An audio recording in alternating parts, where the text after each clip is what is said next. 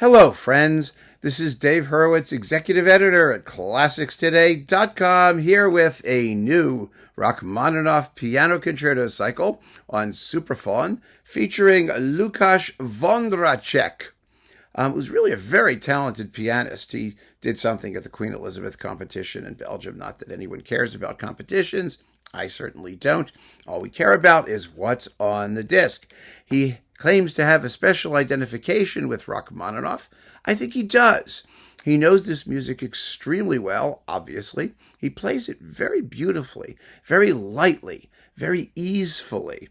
This is not heavy-duty Rachmaninoff.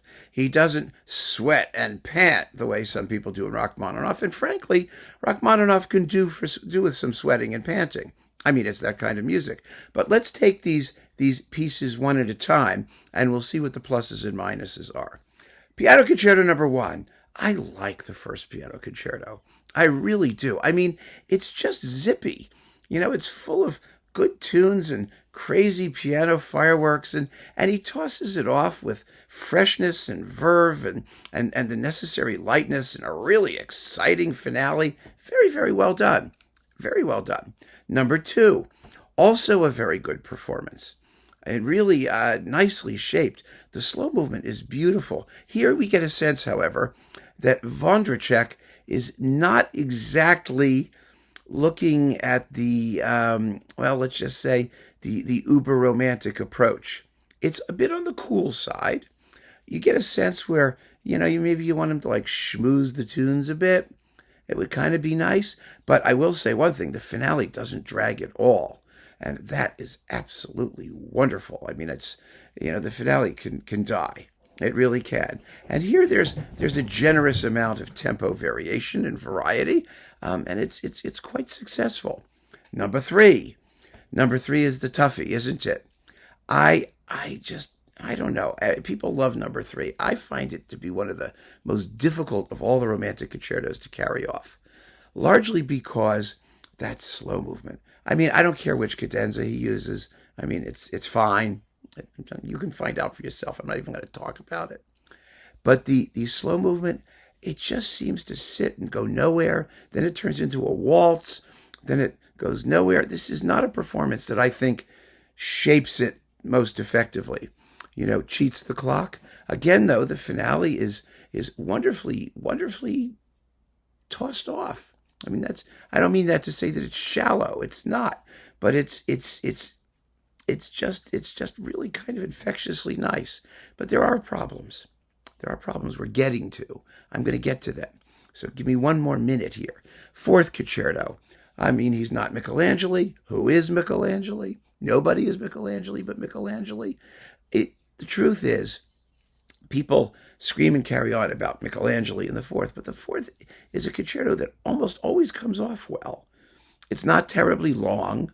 It doesn't have, it's more of the Rachmaninoff heading towards his last period, the neoclassical-ish kind of period. So it's not as hot and heavy romantic as some of the earlier works. I like it too because I like it. I like it because it has a certain wit, a kind of a brittleness, which is kind of attractive. And Vondráček is very, very good with that stuff. He really is. So the piano playing is really good. And in the Paganini Rhapsody, well, it's a really cool performance of the Paganini Rhapsody. I just want to hear more in the 18th variation. I want to hear more from the Dies Irae imitations when they come up. At the very end, at the big climax, da da da da. There's no weight. The very ending seems to me kind of rushed. It's supposed to be funny. It has to be tossed off. But in order for it to be humorous, you have to have a huge build-up beforehand, and you don't. And that is where the problem comes in. The problem with this set, as far as I can tell, is the Prague Symphony Orchestra under Tomáš Brauner. They're just second-rate. I mean, really second-rate. And there was a time, oh my goodness, we have the whirlwind of cats running by. There was a time when, you would have a hotshot virtuoso pianist and an orchestra that was just there to accompany, and whatever happened, and we didn't much care, as long as the piano playing is great. Well, I would like to say we have a more mature view of Rachmaninoff now. These are works for piano and orchestra. They are heavily symphonic. The orchestra really matters. It has to match the soloist, not just sort of hang out and be along for the ride. And the orchestra here is shallow. I mean, there's nothing bad, but they don't have the necessary weight to oppose the piano the way they need to. The Paganini Rhapsody, there's like no cymbal part. There's no bass drum. There's no, the heavy brass. I mean, there's nothing. It's that's where the shallowness comes in. And I think because of that, it makes Vondráček sound less weighty as well. I mean, because he's adapting himself to what the orchestra is giving him, and the orchestra is not giving him very much. So it doesn't impel him to drive the climaxes with the requisite power and force. I mean, there are wonderful performances of these where both the pianist and the orchestra are equally balanced and equally fabulous. I mean, you've got Stephen Hough with Lytton. You've got the classic Earl Wild Horenstein.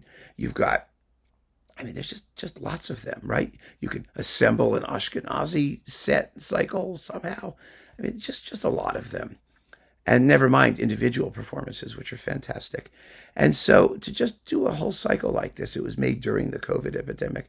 I mean, it's admirable. The guy is a really good pianist, but these are not satisfying as a totality.